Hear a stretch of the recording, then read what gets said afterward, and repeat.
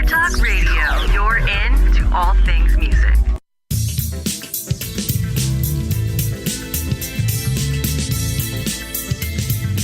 May the best brand win with Scott Robertson's Music Biz Marketing Strategies. Now, here's your host, Scott Robertson.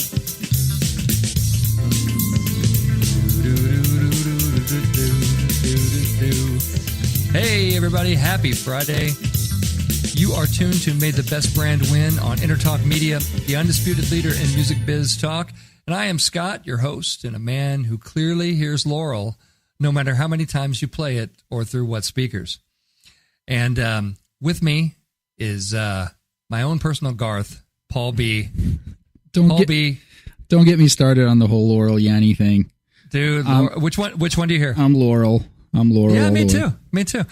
Yeah, I mean, I never, I did see a cool blog post from Nerded Up where they took the sound file and they lowered the frequency. Yeah, and they do a frequency sweep. And if you lower it, then you can hear the I still can't. Like I sat through a couple of those and I just can't pick it out at all. I thought I made an interesting correlation. So this is like the audio version of that blue dress thing. Totally. You saw that one? And the Absolutely. first like four people I compared the same people. Like if you heard Laurel, you saw the blue dress, and if you heard Yanni, you saw the white dress. So I thought maybe it's weird. Whatever the brain defect from these crazy people is, it's the same one. But then I came across someone who heard Laurel but saw the white dress, so that theory kind of went out the window. And then they put the teens who launched the stupid thing said that it was it's a computer doing a pronunciation of Laurel. So it is in fact Laurel. Right. It just empirically, and now you've got but people do hear the Yanni. I personally have not heard that. It's like the Emperor's New Clothes. You're like, I'm sure they look great. I don't see them. Don't know what to tell you. Beyond that, it's weird. But it's weird. It's interesting. It's certainly captivated people. It's definitely it's fascinating to see all the different commentary and see all the, like Jimmy Fallon, had his band do it, and like half the people heard Yanni and half the people heard Laurel. It was kind of interesting. I think we should all rally around this and just like unify all like races and creeds and religions, but just divide ourselves into two camps, Laurel and Yanni, and we could just consolidate all the warring and the fighting into just those two groups. Just simplify things. I like it. Or just like Dr. Seuss, the Sneetches, you could have the Sneetches with the stars on their bellies and the Sneetches with the stars not on their bellies. Yeah. You just have two classes, yep. really. Yep. And then there's some marketer in the middle of it putting stars on people's bellies. That's how you know. That's how you know it's a marketer, just so you know. Nice segue. There you go. And we're talking about marketing today, of course. And that's what I do. My name is Scott Robertson, and I am CEO of Robertson Communications. We're a public relations firm. It handles a lot of music brands, a lot of B2B brands, just a lot of interesting companies out there that are struggling through this swamp of marketing today in 2018. If you want to reach me, you can catch me at scott@robertsoncom2ms.com. You can also catch me on my website, which is robertsoncom2ms.com, or any of our social feeds. Twitter is @robertsoncom. Facebook, as you might imagine, is facebook.com/robertsoncom. So all that kind of fun stuff. So today is an exciting episode. I was off on vacation last week, but I decided to come back and work. Well, my bills decided I should come back and work, and so that's why I'm here. And, this is episode 86 of The Big Show. If I get to 100, I get a free set of steak knives. I'm really looking forward to that because my current steak knives were ones I got in college when I lifted them from a restaurant called Golden Corral in Columbia, Missouri. True story. But this show, number 86, is called The Science of BS. You see it everywhere, regardless of whether or not, you live near a pasture, it's BS. And beyond the hype, the half-truths, the misstatements, the marketing garbage, the outright falsehoods, there actually is science behind why BS exists and what purpose it serves, in our society. So this is an episode where we're getting out our shovels, we're putting on the rubber boots, we're diving deep into it, which is gross, but, somebody's got to do it. That's what I have to say. And we're going to learn more about a recent experiment into the ideas of BS and how it affects communications. And then we're going to shift gears and talk about who's really full of it as we examine which companies are winning and losing this week in marketing. And I'm going to finish off the show with some tips on how you can how you can create BS-free marketing. So it's going to be a fun show. Let's dig right into it. I got this idea to do this show because, I talk about BS a lot, but never thought I could do a whole show on it. But I saw this recent article in Smithsonian magazine, and the article's called "A Study Looks at Why We All Spew So Much BS." And basically, according to John Procelli of Wake Forest University, he's the author of a new paper in the Journal of Experimental Social Psychology, which is a page turner, by the way. The technical definition of bullshitting is, and I love this, a pervasive social behavior involving communication with little or no concern for evidence and or established semantic, logical, systemic, or empirical knowledge. So then it goes on to say, bullshitting is not lying per se, because Petrocelli says a liar is someone who is actually concerned with the truth and is actively trying to divert the audience from the truth. Bullshitters, on the other hand, don't really care if what they are saying is true or not. They're just putting their opinion out there. And then the author of this article says, as philosopher Henry Frankfurt wrote in his 2005 treatise, which is called On Bullshit, what he wrote was, "It is impossible for someone to lie unless he thinks he knows the truth. Producing bullshit requires no such conviction." I like that. I mean, there's something pure about that, I got to say. So the article goes into depth about some experiments that were run, and you know, it's really fascinating. Basically, Petrocelli ran two experiments. In the first one, he looked at answers from 594 participants to a questionnaire that he posted on Amazon's Mechanical Turk platform. And according to the paper, half of the participants were given facts about the target individual, and the other half learned about an unrelated person. And then they were told about the behavior of the target individual, and yada yada yada. I mean, it goes through all this kind of thing. But basically, the kind of the Cliff Notes version of the science for you is that the social pressure to have an opinion, and then coupled with the lack of accountability, if the researcher Petrocelli found that that there was pressure to have an opinion, especially if you were expected to have an opinion as part of a deliverable that you were supposed to put out there, and then the subsequent lack of accountability for the facts of that opinion are sort of what leads to the mix of truth, half truth, and outright falseness, known as BS, ladies and gentlemen. Really, really fascinating article. I encourage you to check it out. It is on. It is up there at SmithsonianMag.com. Really, really, fascinating stuff. So, and this is that's just interpersonally, right? So we're just talking about people. Now, of course, this show we talk about marketing, and if a person can produce like a regular amount of BS, then the marketing profession can just fill up the rest of the entire pasture, right? I mean, the whole pasture's full by the time marketing gets involved in it. I'll give you an example of it. Just this week, I saw a very well-known bass amp manufacturer, produces a lot of bass amps, good bass amp manufacturer. They put out a marketing piece that says, "We are changing the face of playing bass guitar."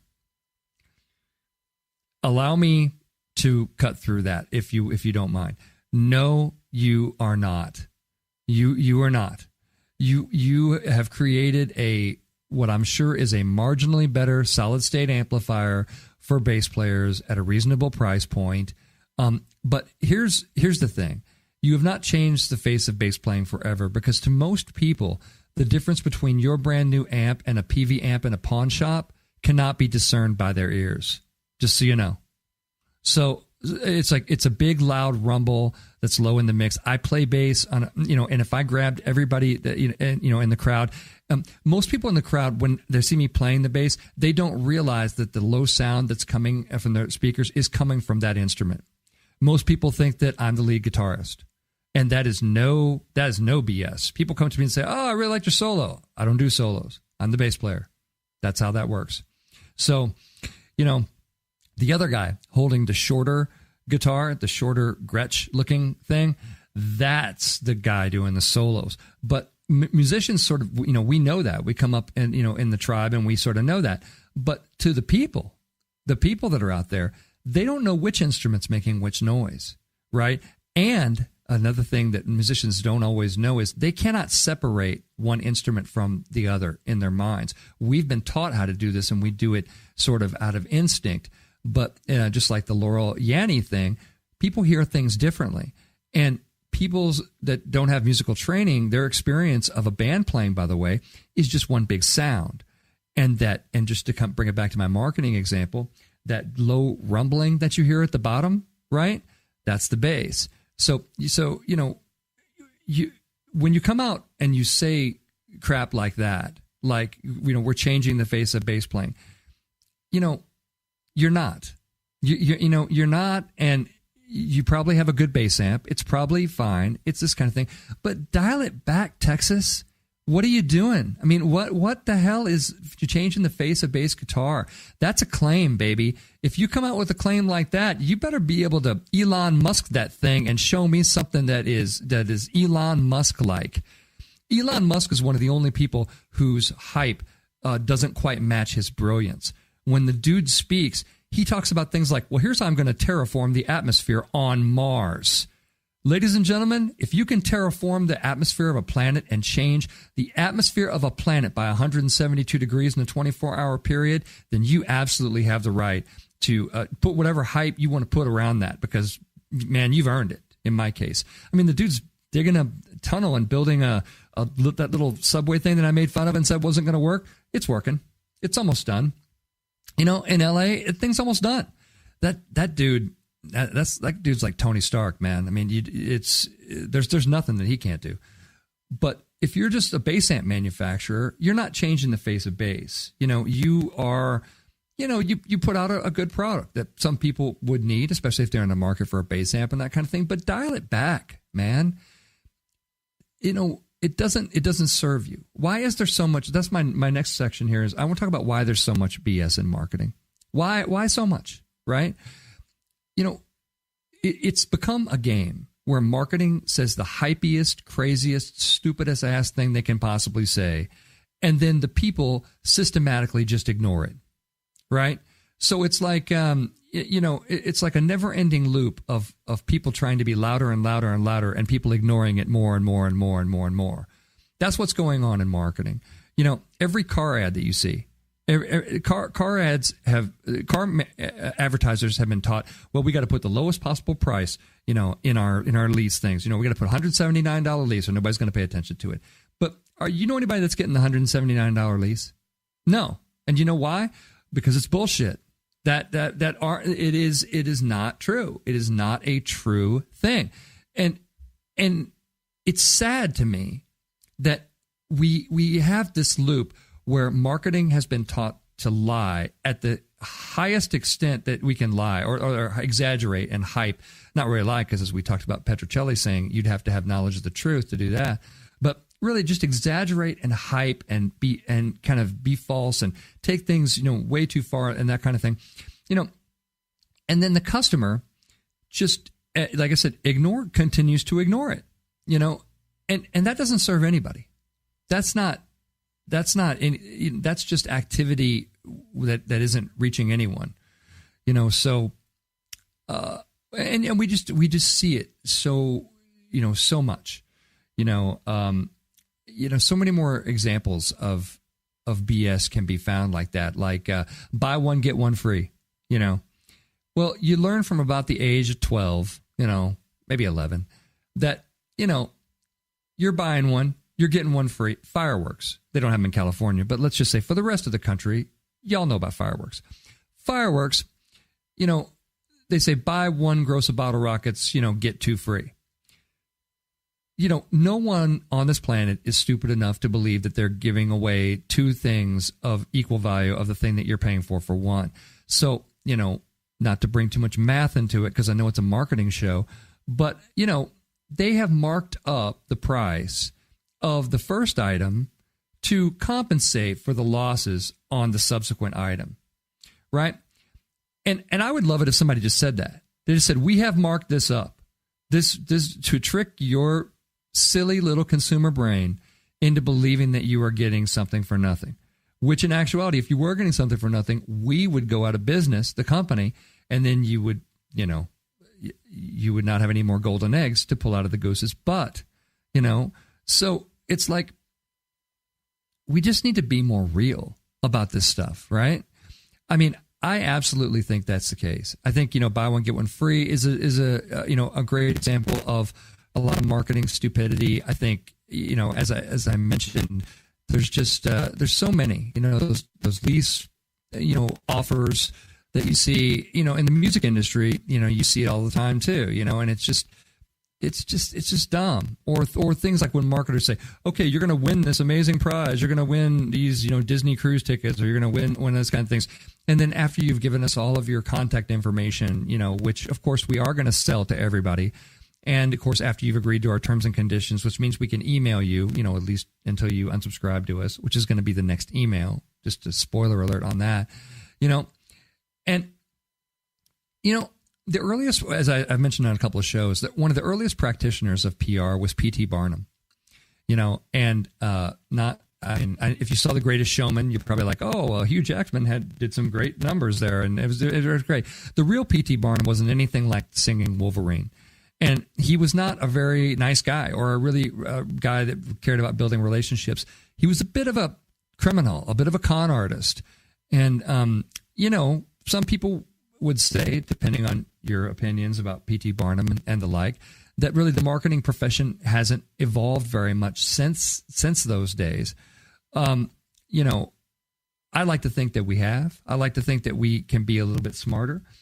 But I think it does come down to really thinking about what you're doing before you're doing it, too. We're going to talk a little bit more about that in the tips. But, the choice to BS people or not BS people is exactly that. It is a choice. You don't have to be on that train. My clients aren't. I cut hype out of everything. And anybody who's worked with me knows it. So we're talking about the science of BS today on May the Best Brand Win on Entertalk Media, the undisputed leader in music biz talk. Come on back. We're going to talk about a lot of people who are winning and losing this week. Talk to you soon.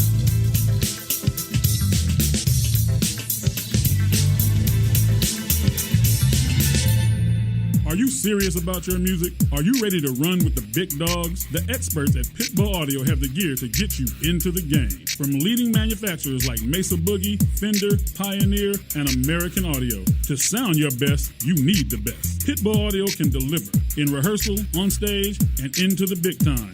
Dropping beats, shredding guitar, or making the crowd roar. Whatever you dream, Pitbull Audio can help make it happen. We are Pitbull Audio. We want you to play it loud. PitbullAudio.com. This is Jackie Bertoni from Jackie's Groove. Come join me weekly on my journey through the music business as I take you behind the velvet rope, interviewing industry notables such as Al Di Meola, Michael McDonald, and Al Jarreau, to name but a few. Listen to their stories on being in the studios recording #1 hits and onto the stages throughout the globe. Allow me to be your music historian. You can hear me live every Monday at 2 p.m. and every Wednesday at 12 noon Pacific Standard Time or 24/7 on jackiesgroove.com. Ready to get your groove on? Hi, I'm Tim Dolbear, the host of Sound Experience on Entertalk Radio. Each week, I talk with top professional audio engineers, producers, musicians, and the manufacturers that make the tools that we use in the studio each and every day. From capturing the perfect take to mastering your final release, and the tools and how the pros use them, we are going to dive deep into their process and learn from their experience. I look forward to you joining us each week on Sound Experience with me, your host, Tim Dolbear. Make this your vinyl night. I'm John J.R. Robinson, and every week, music creation comes alive through stories, experiences, and sounds when vinyl records filled our hearts and minds. My friends and I share our tips and techniques used in creation of iconic tracks for recording artists such as Michael Jackson, Eric Clapton, Quincy Jones, and Steve Winwood, to name a few. Vinyl has emerged hot, and the soul of vinyl defines art and passion which burns deepest at night. Tune in every Wednesday at 2 p.m. Pacific Standard Time on EnterTalkRadio.com.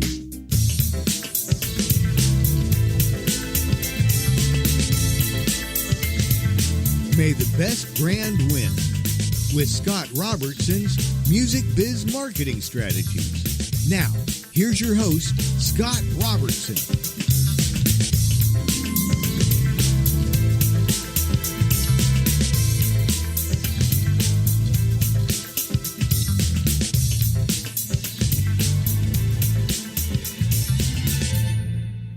And let's talk about who's winning and losing this week on the big show. It'll be fun.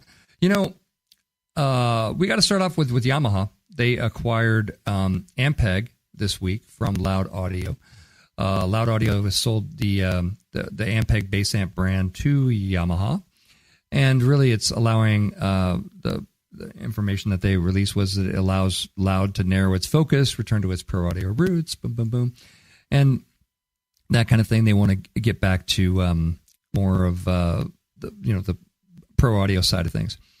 And then, of course, some of our friends over at Yamaha are, excited to have, such a cool, recognized brand as Ampeg, in the family over there. I think it certainly makes sense for them, and certainly seems to make sense for Loud as well. If they,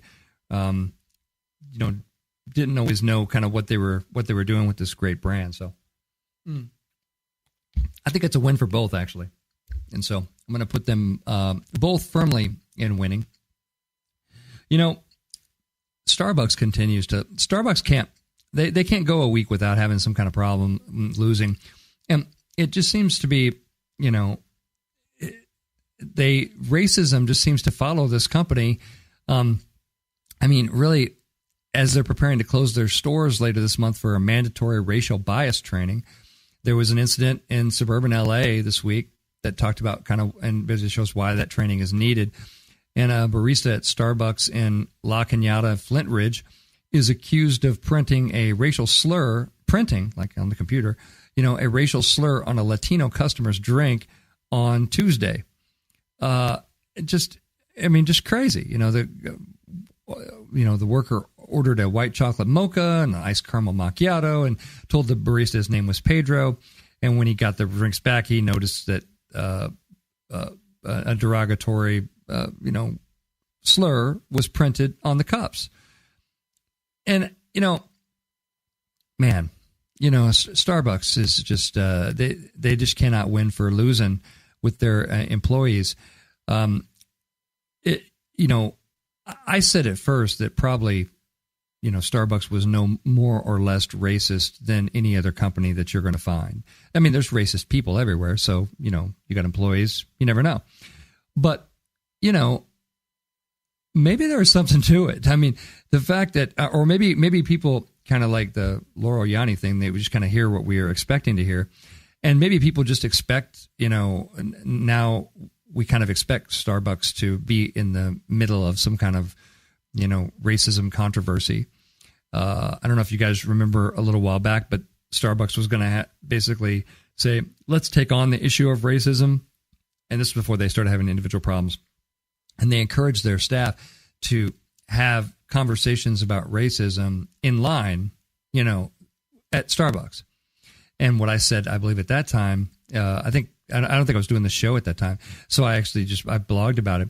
But I basically said, no. The reason that program is so stupid has nothing to do with racism. It has everything to do with the fact that there's a big long line and nobody wants to have a lengthy discussion about racism. They want their coffee and they want to get the hell out of Starbucks, or they want to sit down and do what they came to do in Starbucks. It's just not it wasn't a very intelligent thing. I think you guys remember when that happened as well. Actually, I think I did blog about this one, but the director of corporate communications for Starbucks tweeted about it and said, "Isn't this a great program?" That kind of thing. And then Twitter just went off on this dude, absolutely off, to the point in which he had to shut down, or he had to erase all of his posts, which you never want to do, because they're always going to do the side-by-side thing and show that you erased your post. So he had a post here, but then he erased it, that kind of thing. And then you just look super guilty. There's just no way that you can't look guilty in that kind of situation. So, and then that director of corporate communications erased like the entire feed and that sort of thing. So, that was kind of their first foray into racism. And then since then, of course, there was the bathroom incident of about a month ago. And then now this, racial slurs on the cups, incident. So maybe Starbucks does need to close its stores, and do that mandatory racial bias training. Maybe there's something to that. At first I thought it was a little bit of a, overkill, kind of thing for just the bathroom incident. But, maybe they have sensed something in there. It's pervasive and they need to get into it. But anyway, Starbucks losing this week and they're trying to cover their butt. And we're all just waiting for the next racial thing to explode at Starbucks as well. So Starbucks is losing. Some Google employees are winning this week. They have resigned their jobs with Google, and they are in protest of Google's information sharing with the Pentagon as it relates to artificial intelligence. So these Google employees learned a few months ago about the company's decision to provide artificial intelligence to a controversial military pilot program known as Project Maven. That sounds like it's right out of the Marvel universe, by the way, which aims to speed up analysis of drone footage by automatically classifying images of objects and people. Now, we've seen this movie, right? We've seen this in multiple movies, right? And a dozen Google employees said, we're going to resign because we're not going to have this on our conscience. I put the employees who resigned in winning. It's hard to give up your livelihood and your, based on your principles, but I think, you got to do that. And I think that Google needs to rethink being involved in this project of, we don't need analysis of drone footage by automatically classifying images of objects and people. And believe me, I know that the argument comes back, AI scares the crap out of me because I believe that people are fundamentally really stupid. And I think that there could be, we're going to make a bunch of mistakes on the way to artificial intelligence. And the final one is going to be when somebody goes, oh, look what we did. Look, we made it self-aware. Look what it can do. Oh, no. And then there's not going to be an undo button for what happens next. So, I think that people are exactly dumb enough to invent something that could destroy us, and more quickly than it does in the movies too, by the way. So I think that, it's just, sometimes it seems to me like people, there's no thought going on in their day-to-day actions. And Google's a company made up of a lot of smart people, but, them aligning themselves with our military, in doing this, it can't be anything but bad news for everybody. But I'm going to put the employees in winning because I think it's important to be able to stand up. When something's wrong, it's going on at work, you end up resigning your position over it. I think, I would hire any of those people in a heartbeat because I like people that stand up for their convictions, and I like people that aren't afraid to go, hey, this doesn't make any damn sense. What are we doing here? That kind of thing. So anyway, Google needs to rethink that whole thing too. We need to up the pressure on Google and make sure that they aren't proceeding with that program. Who's winning is sports betting. Fascinating. The Supreme Court prepares to rule on a case that could legalize sports betting, throughout the United States. Actually, they have ruled, and it is going to legalize sports betting throughout the United States.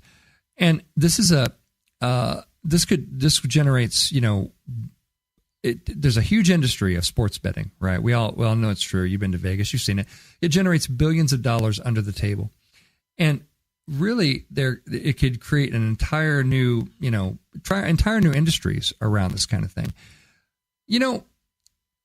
I certainly get the fact that, why gambling is illegal. But if you have any brains in your head at all, you realize that gambling is legal. And all you have to do is just find yourself a reservation and find yourself an Indian casino. And then you're in Vegas, baby. You're in your own personal Vegas. So, and to me, that's that to say that, we've got the lottery, we've got all these different things. And people say, oh, it's going to cause immorality in society if there's gambling everywhere. Allow me to drop the spoiler alert on you. There is gambling everywhere. You are not protecting any part of society from gambling. You are not. That is complete and total fiction. I will debate that with anyone, for any length of time that you want to talk. But there is no truth in that at all. So I say do it. I think sports betting, if it creates different industries, if it gives people, more outlets to be able to kind of bet on sporting events and do those kind of things, I think that makes sense. And I think the Supreme Court sees it too.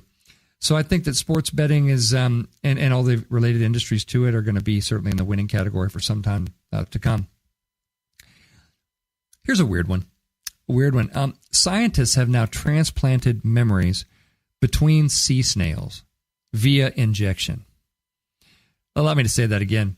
So scientists, have been studying how to transplant memories, and they've done it between sea snails. I don't know how you figure out what is a sea snail memory.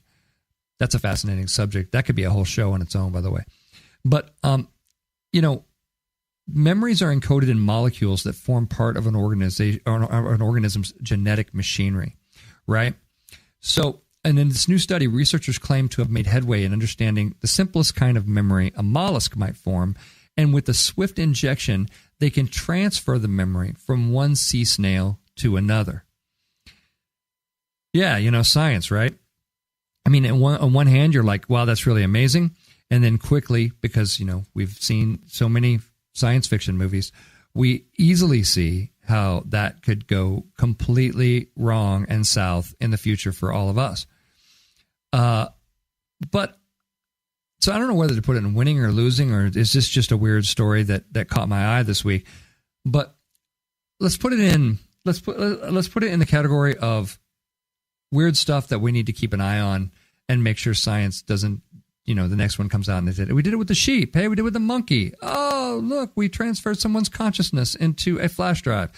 Things like that. You got to pay attention to stuff like that as the stories are coming out. It's really important. So anyway, that's a weird one. I saw a really good tie-in that I thought is just genius and needs to be in winning, and that is Solo cups. The country song Red Solo Cup. Every time you're at a party and you're drinking out of a plastic disposable cup that you bought at the store or whatever, there's a brand behind that called Solo, right? And I love what Solo Cups is doing. They partnered with the upcoming Star Wars movie Solo, and that's just beautiful. I mean, that is so smart. They did like a movie kind of tie-in. The cups are called Solo. They changed the logo of the Solo logo on the package to be the Han Solo logo from the movie. And then of course, just all kinds of fun ways to tie back and forth together. That's brilliant. That is absolutely brilliant. If you're the marketing manager and the PR manager of Solo Cups, you're coming in every day and going, wow, I got to get people excited about choosing this brand of cups, and believe me, if that's your life, hey, somebody's got to do it. That's what I'll say. But, being able to partner with the upcoming Solo movie, I think is genius. I think you're to be commended. You need a raise. You're doing exactly the opposite of the stuff we're talking about in this show when we talk about BS. You're basically saying, how can we tie into this and have some fun with it, have some fun with our brand? And, kudos to Star Wars for doing it as well, because, obviously Disney is not going to miss an opportunity to put its logo on anything. So, but I think it's brilliant, and definitely we put it in, we're going to put that in winning for sure. Okay. So, the GDPR standards are coming out. And these are the General Data Protection Regulations, if you haven't heard of them, which is now governing the handling of European Union, EU members' data, their personal data. And basically, you may have seen this if you run, any kind of Google AdWords or Google Analytics campaigns for any kind of companies. You probably know what GDPR is. I'm actually going to do a whole show on GDPR because I do think that it's the beginning of some very sweeping changes that we're going to see in, how we're able to collect data and how we're able to use data from consumers, which I put firmly in the category of you should have been doing this all along, but now the government say so, and now you got to do it, right? But, and like I said, I will do a full show on this, but my contention is, had marketing behaved responsibly to begin with, then there would have been no need to drop a sweeping set of rules of doing. If you regulate yourself by not being an idiot, then, the government doesn't have to regulate you as much, so that's an important lesson. Everybody, because I see on marketing boards, sometimes marketers are complaining, oh, GDPR, that's going to ruin our way of collecting data, and that's going to ruin our way of doing this stuff. It's like, yeah, and because you were so massively creepy and had no governance of yourself, now Big Daddy government, who barely understands what we do, I mean, let's be honest, come on. Could you see me in a room trying to explain, what marketing is supposed to be doing? It's like, I'm sorry, visiting hours at the old folks' home are only from 4 to 6 every other Tuesday. You know what I mean? It's like I don't have time to teach these people the internet, and that's what everybody's thinking that has to be in those kind of rooms. Believe me. So, but instead we've got parliaments and legislatures of people who probably don't even know where the on switch of a computer is. Trying to create the policies about how to police members' personal data. Like I said, I'm going to do a whole show on GDPR and just talk about what you need to know about it from a communications perspective, because it's a really big topic. But I think you got to put Google in the winning category for this, because they've gotten in front of it. They're trying to communicate to people to say, hey, if you have a website that people from the EU access, if you're a global company, then you better know about this, because the fines and the penalties on the other side of this are going to be gnarly, and you need to make sure you understand what is, what's happening. Very, very important stuff. And lastly, on the winning and losing segment here today is that Slack, the little the application that many work teams use to communicate with each other and kind of takes the place of email, kind of like real-time communication with your team, and you can share documents. It's really cool.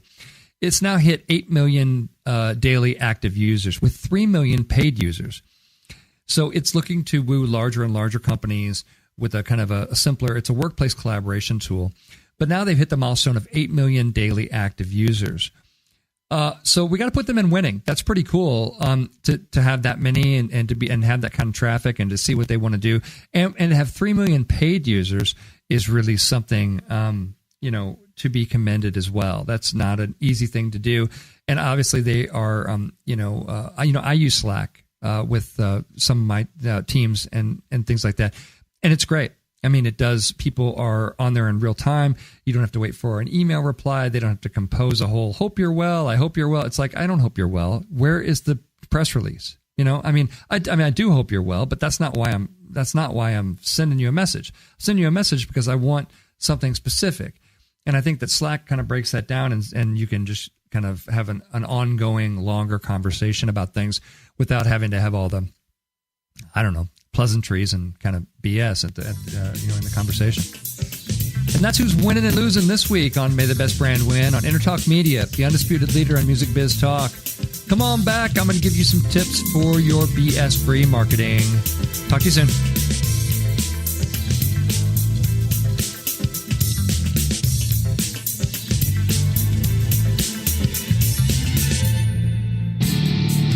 Hi, I'm Tim Dolbear, the host of Sound Experience on Entertalk Radio. Each week, I talk with top professional audio engineers, producers, musicians, and the manufacturers that make the tools that we use in the studio each and every day. From capturing the perfect take to mastering your final release, and the tools and how the pros use them, we are going to dive deep into their process and learn from their experience. I look forward to you joining us each week on Sound Experience with me, your host, Tim Dolbear. Are you serious about your music? Are you ready to run with the big dogs? The experts at Pitbull Audio have the gear to get you into the game. From leading manufacturers like Mesa Boogie, Fender, Pioneer, and American Audio. To sound your best, you need the best. Pitbull Audio can deliver in rehearsal, on stage, and into the big time. Dropping beats, shredding guitar, or making the crowd roar. Whatever you dream, Pitbull Audio can help make it happen. We are Pitbull Audio. We want you to play it loud. PitbullAudio.com. Make this your vinyl night.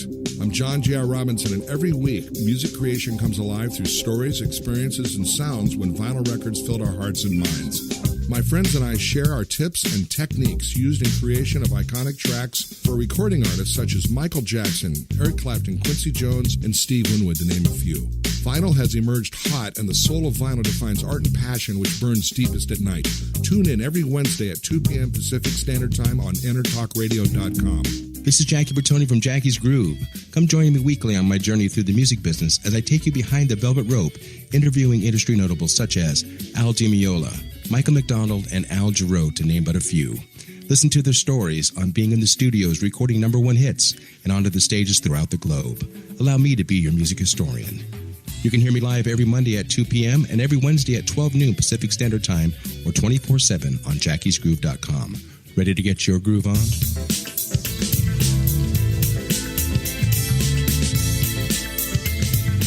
May the best brand win with Scott Robertson's Music Biz Marketing Strategies. Now, here's your host, Scott Robertson.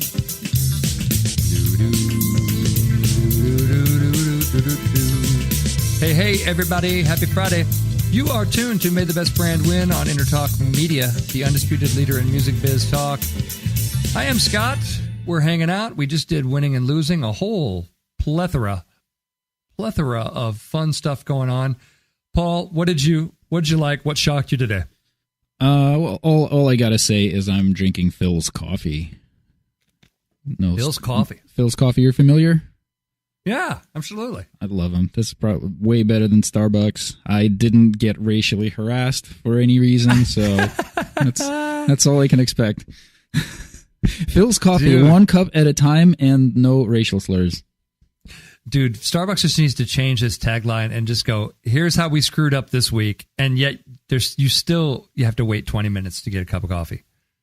It's like, I don't know. Every Starbucks I go into, you wait a minimum of 10 to 15 minutes, to get anything that you want. So it's like they seem to be doing okay, but they just can't stop from stepping in it everywhere. Each week, it's just it's like throwing gasoline on a fire. It just keeps exploding. Starbucks coffee, to be fair, we were for white people originally in the first place. That's why we're all the way up in Seattle. Speaking of, I was watching this video with Jimmy Fallon and Tina Fey, and there was a game they were trying to guess what was behind them, kind of thing. It was on Tonight Show this week, and one of Tina Fey's clues, she's like, "It's a place where white people enjoy themselves," and Jimmy Fallon goes, "Starbucks."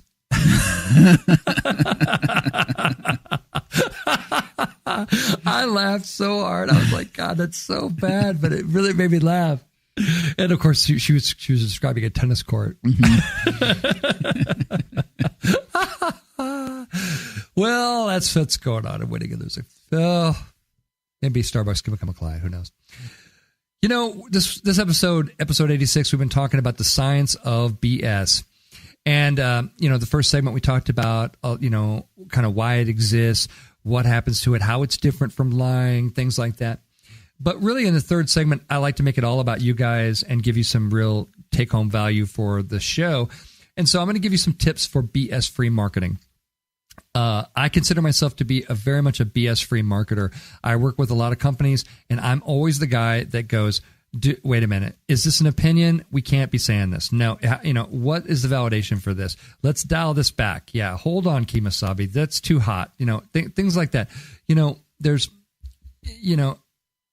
and I think that comes from my background of, being, coming up as a journalist, coming up as a PR person, and being a little bit less on the sales side and a little bit less on the advertising side, where they seem to kind of let their freak flag fly on the message a little bit. And it's like, you gotta pull that back, because the press will just burn you to the ground in like one sentence if you do stuff like that. You learn it pretty quick, actually. But I'm going to give you some tips for BS-free marketing. And my first tip is make your message about them and their BS, right? Really, really important stuff. When I find people are screwing up on the BS train, it's because they have to, we are changing the face of bass. That is that one bass company I was telling you about, Bass Amp Company. First of all, you're not. Second of all, who gives a crap? I'm a bass player. Even if you did change the face of bass, you should go tell the change of the face of bass museum or somebody who gives a crap about that, because as a bass player, all I care about is my sound, what's going on with me, how does this make me cool, how does this make me great, is this amp, is it light so it doesn't rip my shoulder apart when I'm trying to carry the stupid thing to my car back and forth, does it connect well, does it buzz, does it have problems, talk about the stuff that I'm interested in, and save your grandiose statements about changing the future of bass playing for someone who actually cares about that, because it's not me and I'm the customer. So make sure if you're gonna BS people, BS them with their BS, like Apple does. You're more powerful than you think. You're more powerful than you think. And you're awesome. You're super good looking. I bet you have many, many people of the opposite sex that are after you. Did I mention how funny you were? Did I mention how great your hair looks today? What a wonderful dress. Is it blue? Is it gold? Who knows? All I know is it's awesome. It's amazing. Bottom line is, if you're going to BS people, BS them with their own I am statements that are in their brain, and save your own grandiose claims for, your solo record. Don't do stuff like that. If you have press releases out there that, are kind of BS language about what you're actually doing or whatever, cut that out. You're just pissing the press off. You just piss them off. All you do when you write a bunch of stuff that nobody can understand is they roll their eyes about you and your brand, and they figure out how they can rewrite it. And most journalists I know find a way they can rewrite it and snark you at the same time, because now you've annoyed them and you've made their work harder. So it's like, don't do that. Don't open yourself up for that. If the CEO says, I want to have game-changing kind of things, it's like, go change the game on your own damn time. Nobody else believes you're changing the game unless you are Elon Musk. And then you are actually changing the game. And yes, I would agree. That's a factual statement. The dude can back it up and continues to back it up. But if you can't back it up, and odds are, I've seen your press releases, you can't. If you can't back it up, then don't say it. Okay? Let's just all breathe in the free air of the truth. Okay? It's really, really important. I don't just say that because I'm angry. I say it because this is the most effective way to market your business, and that is what I do. So that's why we do this. Make sure your message is about them, and then that will help dial back your BS a bit. Number 2, call your company and your team on your own BS. Circulate things around and ask questions like, man, did we go too far on that? We're changing the face of bass in this marketing copy. I mean, is that just a bunch of garbage? What should we be saying there? That kind of thing. Ask people. Give your team permission to call you out on your own BS. Sometimes we don't see our own stuff. We don't see or smell our own BS in the room, and so we need somebody else to go, do I smell an investor press release here that says there's a game-changing turnkey solution? Don't use the word solution ever, by the way. Ever. Don't ever use the word solution. That word sucks. That word's terrible. It's trite. It's overused. It means nothing. Do not use that word. But certainly don't be the one that is out there, out there using those kind of words. So, give your team permission to call on, to basically call you on your own stuff. I am just trying to get my Periscope back here. There we go. It's coming back. There we go. So that's tip number 2. Make sure that you call your company and your team, on your own stuff before it goes out, and then other people have a chance to do it. You don't want that. Tip number 3. Remember, what did we learn about BS in the first thing? In the first segment, the first thing that we learned was it comes from a social pressure to say something.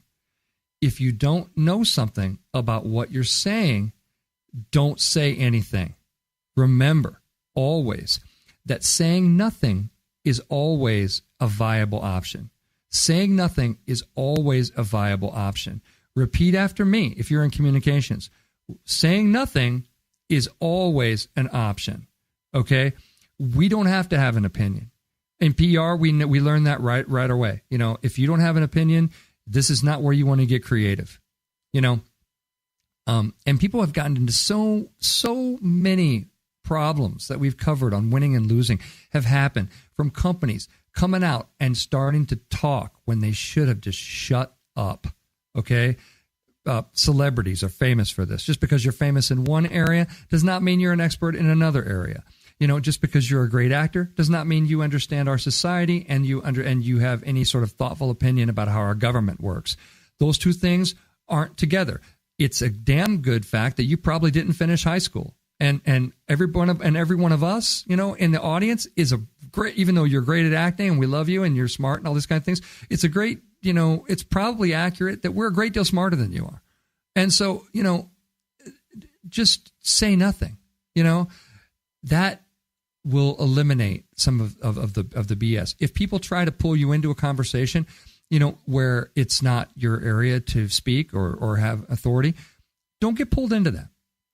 Don't ever get pulled into that. It's really, really, really important, that you don't do that, because again, and that goes for Twitter, by the way. If people are asking you to tweet on subjects where your company, let's say you're running the Twitter feed for a company, and you get asked, something that tangentially, attaches to your industry, and they ask you to, provide an opinion, or what do you think of this, or there was a high school shooting today, what do you think about that? Just remember that, ask yourself questions like this: how does this help us in our objective to create good relationships with our audience? How is our opinion here strategic in developing the type of reputation that we're trying to develop? And if the answer is we were just asked about it and we don't really have any business talking about it, then just remember that a polite, oh, that's not really us, there are plenty of smart people talking about that issue, that really, doesn't have to be us, and really kind of saying nothing on that is the way to do it. And by the way, just when I say nothing, some people misunderstand. They go, oh, well, that means if the press call about something, no comment. I am not saying that. Help the press. The press, you always want to help. If the press, I hate stories where it says at the end of it, this company could not be reached for comment. Because what that means is they were avoiding the press. It's not like they were, shut down the company and everybody's out on a company, everybody's on a company picnic and they just physically couldn't be reached. In today's day and age, trust me, the reporter reached out, you decided, you made a conscious decision not to get back to them. And that's why you weren't in the story. And if you've heard me speak about that, by the way, you always want to help the press. They have a hard job. They're trying to get it done on a tight deadline. Even if you don't have anything in particular, anything material to add, you always want to get back to them with something and say, look, we're looking into it. We've got research. We really appreciate the job that you guys are trying to do. We're trying to figure things out here as well, that kind of thing.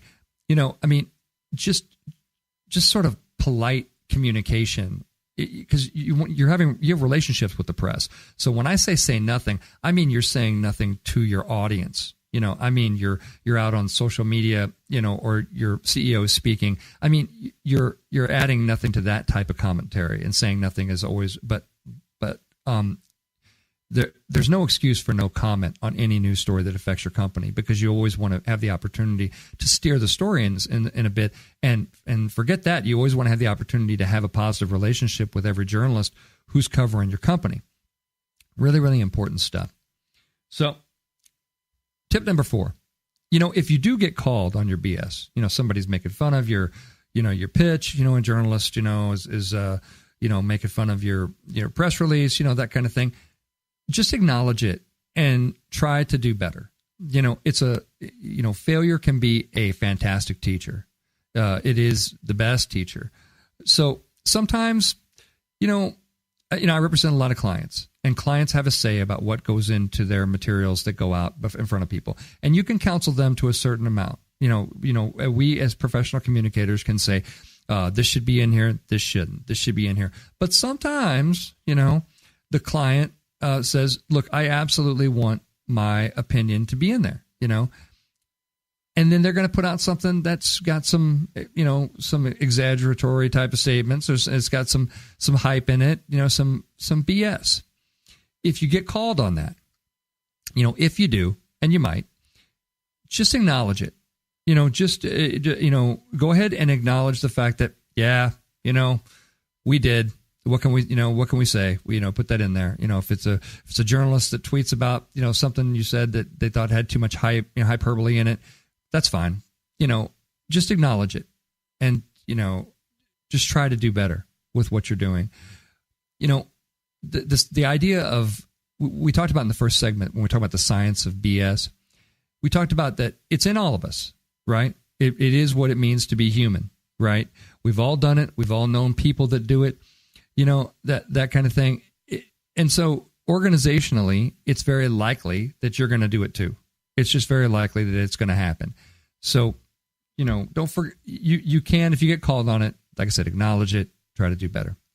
Now, tip number 5, and it's my tip for BS-free marketing. Remember why you're doing what you're doing. I always say that marketing starts in the wrong place. And what I mean by that is they start with the idea of, I'm going to sell you something. And that's the wrong place, right? What you want to do is what you absolutely want to do is you want to build relationships. You don't want to sell us something once. You want them to, keep coming back on the brand carousel multiple times. You're in the relationship business, as I always tell my clients. We start from the position of every relationship counts. Every relationship's important. Every relationship, is important to us. And any of the BS stuff that you're going to do could potentially get in the way of your main marketing goal, which is to build relationships. If you're a car company out there and you say it's $179 lease, having $179 a month, car lease, and you've got a bunch of fine print on there that says, hey, you have to pay, a third of the vehicle's price first. And you can only drive it 10,000 miles and all that kind of stuff. And then we hit those stipulations. What you need to understand is, yes, that can drive traffic of the people that come in there. But what mental and emotional state is the traffic going to be in when they get there? And they realize that you can't fulfill your end of the promise. People say, oh, well, we'll just take care of that when we get there, whatever. It's like, well, no, you don't want to do that. You ever want people to encounter your brand in a negative fashion. Remember why you're here. You're in the relationship business. BS always gets in the way of your goal. So what did we learn today on today's program? We know that there is a lot of BS out there, and we know why that is, actually. There's science behind it. Marketing does not have to be the BS factory that they think we are. We can and we should be better than that. In a world that is already just incredibly distracted with smoke and mirrors and hype and exaggeration, let's try to be the people that clear the air so that our relationships can really take hold. That's it for me, folks. Until next week, this has been Scott Robertson, host of May the Best Brand Win on Entertalk Media, the undisputed leader in music biz talk. See you next week. Probably talking about GDPR. Rock on. Later. You know what's all around you every waking moment of your life? Marketing. You're choking on it. I'm Scott Robertson, and when it comes to strategic PR, branding, and marketing, I've seen it all. And actually, I'm still seeing it because bad marketing never sleeps. Join me each week on May the Best Brand Win, right here on Entertalk Radio, and learn how to make the marketing for your brand unforgettable. Hi, this is Tim Dolbear from Eclectica Studios. I'm a full-time mixing and recording engineer. I work with Grammy winners, labels, and indie artists, using state-of-the-art digital mixing and restoration tools and the very best in analog gear. Really, though, it's my ability to bring tracks to life and fulfill your vision for your music. This has made me sought after by producers and artists worldwide. So spend your time working on music and not chasing a mix down a rabbit hole. Go to timdolbear.com and check out our free one-song mix offer. Are you serious about your music? Are you ready to run with the big dogs? The experts at Pitbull Audio have the gear to get you into the game. From leading manufacturers like Mesa Boogie, Fender, Pioneer, and American Audio. To sound your best, you need the best. Pitbull Audio can deliver in rehearsal, on stage, and into the big time. Dropping beats, shredding guitar, or making the crowd roar. Whatever you dream, Pitbull Audio can help make it happen. We are Pitbull Audio. We want you to play it loud. PitbullAudio.com. This is Jackie Bertoni from Jackie's Groove. Come join me weekly on my journey through the music business as I take you behind the velvet rope, interviewing industry notables such as Al Di Meola, Michael McDonald, and Al Jarreau, to name but a few. Listen to their stories on being in the studios recording #1 hits and onto the stages throughout the globe. Allow me to be your music historian. You can hear me live every Monday at 2 p.m. and every Wednesday at 12 noon Pacific Standard Time or 24/7 on jackiesgroove.com. Ready to get your groove on?